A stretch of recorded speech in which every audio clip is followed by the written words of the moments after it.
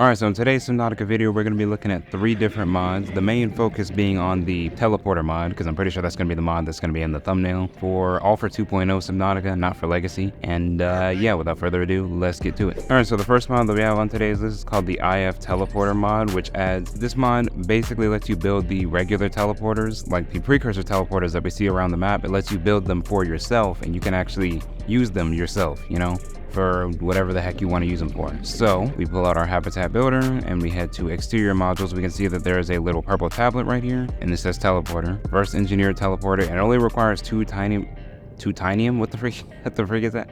2 titanium and 2 copper wires to make, which is very cheap, but you do need like the different tablets to actually activate the portal. So I kind of feel like that's the sort of trade-off for it being really cheap, is that you need the tablets to activate the teleporters, as you would imagine you would need. Move sand shark, this doesn't concern you. All right, so we got our teleporter built right here, and then if we head down to the front, this is where we'd insert our ion cube. Well, no, it says insert. Okay, wait, no, hold on.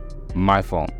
So to activate the actual teleporter and get it to like turn on, you need an ion cube, and you only have to put it in like one time. You don't have to like put in an ion cube every time you want to teleport or whatever. So you just put in an ion cube to turn the teleporter on, and then you use the different tablets to actually like configure the teleporter, you know, and make it teleport to where you want it to. Okay, so now the ion cube is in the teleporter, and now the teleporter is actually on, and it'll work. So now you have to put a tablet in there, and it says insert calibration tablet.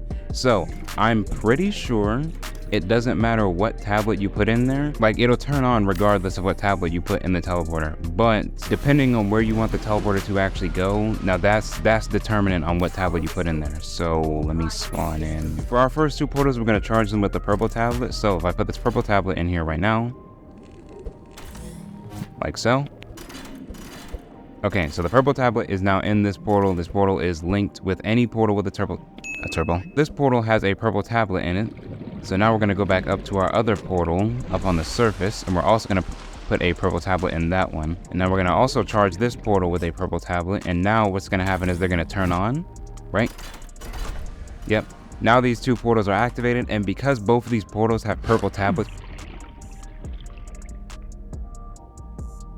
because these 2 portals have purple tablets in them, whenever I head through this portal, it's going to take me to the Jellyshroom Caves portal, because that one has a purple tablet in it. Now there's also something I want to test. I want to test what happens if you have a 3rd portal with a purple tablet in it, because I'm not sure how that's going to affect it. Yeah, but see, now I'm in the Jellyshroom Caves, because these 2 portals are linked with a purple tablet.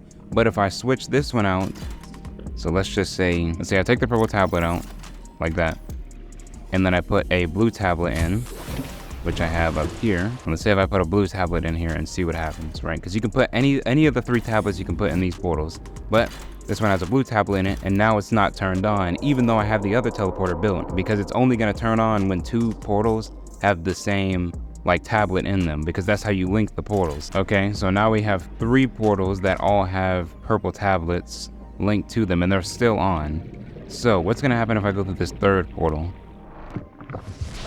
Is it going to take me back to the first portal that I put down? I'm guessing that's what it's going to do. That's exactly what it does. Okay, first portal that we put down.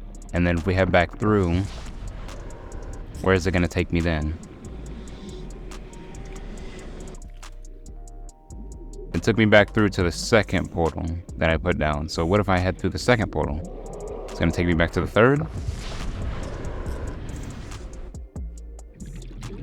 Ah, okay, so it took me to the 3rd one. Now, is it going to do that twice, or is it just random chance? Let's try it 3 times and see what happens. So this is the 2nd portal again. Let's head to the 2nd portal. It's going to pop me out the 3rd one. Okay, and let's try it one more time. Okay, I think how it works is it depends on what portals you put down, right? So if I put down this first one, I put down this first portal, go through it, it's going to take me to the 2nd portal that I put down. But if I put down a 2nd portal, or not a 2nd, if I put down a 3rd portal, turn it on and try to go through that one, because it doesn't have a 4th portal to like teleport to, it's going to teleport me back to the main one. But if I try to go through the 2nd teleporter, it's going to teleport me to the 3rd one, because that 3rd one, or not the 3rd one, the 2nd teleporter has another teleporter to teleport to. But the 3rd one does not, which is why it's going to go back to the main home portal right here. Does that make sense? Are we following? If you're lost, I don't blame you, to be honest, because I feel like I just talked in like a big old Rubik's Cube type terminology. I would say that there's like no point in building a whole bunch of portals with all the same like tablet color, but you know, if you're smart enough, you can sort of like put all the portals down in a certain order, turn them all on, so you can spread them out around the map. So like, for example, you could go like on a supply run from one of your, like from your main base. So your main base would be like in the safe shallows or something. You got a portal there. Then your second resource place would be like the crash zone. So you have a portal there. That's your second portal. Third would be the bulb zone. Fourth would be the sea treader's path. And then the sea treader's path is when you would come all the way back, because you'd end the portals there and then head back to the safe shallows, you know. So ooh, actually that's a good little thing to test. So I just turned off, this is the main portal, right? Just turned that one off. So I wonder, because the first main portal is off, is it going to automatically like register the second portal that I put down as the new main one? And that's going to be the one we just mainly teleport back to. It's gonna be the last thing I test. I think everything would spawn in. All right, so this is the second portal we put down, and I just turned off the main portal at the top. So now this should technically be our first portal now, because the first portal that I originally had is off. So when I head through this one, it's gonna take me back to that one down here, or to this one down here, sorry. Yep, okay, nice. I understand the portals now. I think I mostly understand it. So yeah, that's the IF teleporter mod. Real nice mod. Allows you to build your own teleporters and set them to go essentially wherever. Well, you don't really set them to go anywhere. You have to put them down in the biome you want to teleport to, or the area you want to teleport to. That's like the only like minor inconvenience, but I feel like that sort of makes sense because you're not a warper, you know, you can't just like appear out of nowhere. All right, so that teleporter mod sort of shattered my mini brain, and I can't really think about any other complicated mods. So our next mod on today's list is going to be a very simple mod called the Regeneration Chip Mod. This mod is called the Regeneration Chip Mod, and it adds a new chip that you can put or equip on your character, whatever, same diff. So we head over to personal, head over to equipment, and we head down, we can see Regeneration Chip.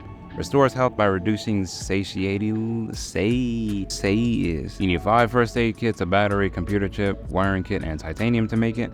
I'm pretty sure those levels they're talking about are your food levels, so it's gonna take the food in exchange for giving you more health, or regenerating your health, you know, whatever. Let me take it off because I don't want it to activate while I'm not looking. All right, let me see if you can configure this. Okay, you can. So we have the chip right here, Mark 1, Mark 2, and there is a Mark 2 and 3 version of this, so we can just see how much health it adds per second, how much food it consumes per second. And I believe if you have lower than 20, I think if your food hits 20, it'll no longer regenerate your health. So if I put this regeneration chip on, now we can see my health is going up a little bit faster, and my food is going down rapidly in exchange as well. But once it hits 20, it should stop, I think.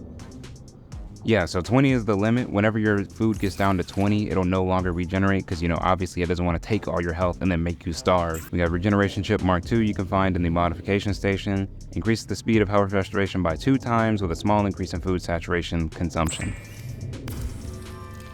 And then we can look at like how much it specifically takes in the little configuration menu.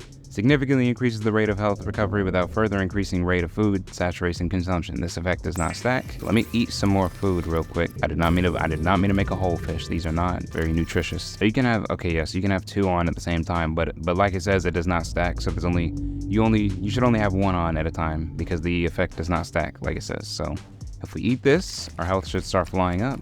Yep, because we have the Mark III one. Oh yeah, that's crazy. And if we head to our options, again, we can configure the mod specifically here, and we can make the Mark I module super overpowered if we want. We can increase the health added per second up to 10. 10 is the max it'll go up to, and then the food consumption per second, the max it'll go up to is 6, and you can configure this for each of the different modules. So if you feel like one of the modules is too weak or something, you can change that yourself. So yeah, that's the Regeneration Chip mod, and with that, let's head on to our next mod and our last mod on today's list. All right, so the last mod on today's list is actually going to be a buildable. So this is called the Alterra mini fridge mod. It adds literally a mini fridge into your Subnautica game, but it's not just a buildable because it actually does stuff. So if we look at our interior module section right here, and we can see we have the little mini fridge right here.